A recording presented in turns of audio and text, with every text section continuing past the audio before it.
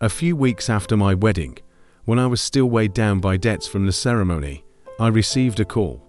Someone I knew told me he had sent a monetary gift for me through a close friend. My heart leapt with relief. This gift could help ease my burden. Without hesitation, I called my friend, and he confirmed that he had indeed received the money. Grateful, I immediately shared my account details with him. But what he said next shocked me. "I won't send the money to you," he told me. At first, I laughed, thinking it was a joke, but he was serious. He went on to say, "I won't send it until you be ready to collect what I bought with it." I was confused and frustrated. I called him repeatedly, hoping he would explain, but he kept repeating the same words with a cold, dismissive tone. Hurt and angry, I reached out to the person who had sent the money. He seemed surprised but advised me to talk to my friend again.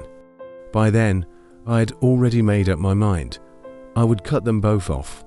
Days later, my friend called again. I ignored it. He called several more times, but I refused to answer.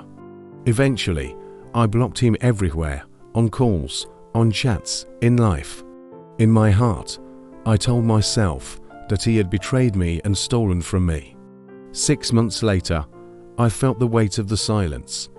I realized how much I missed him, not just as a friend, but as a brother. I went to his house to reconnect, only to be told that he had moved away.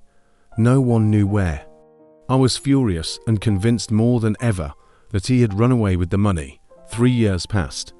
One day, while stuck in Lagos traffic on my way to the island, I noticed someone on the other lane.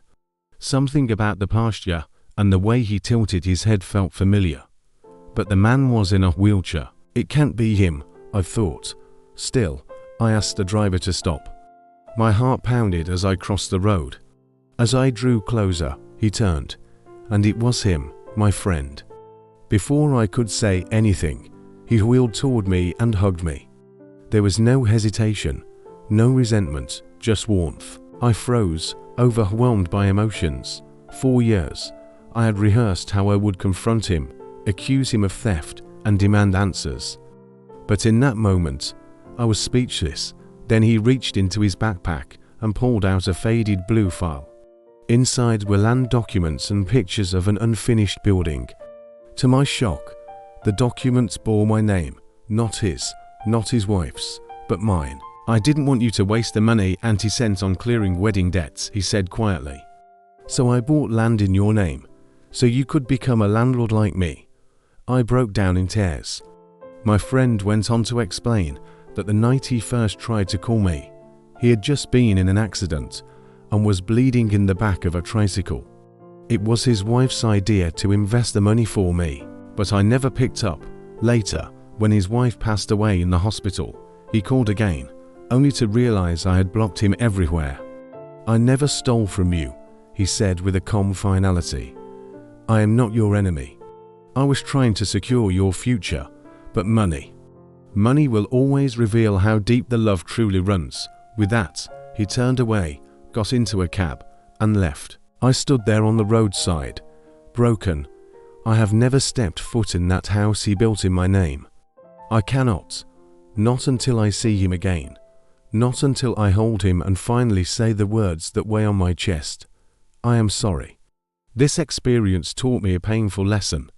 Sometimes the people we think have abandoned us are silently fighting battles we know nothing about. Sometimes, the silence we interpret as betrayal is actually a cry for help.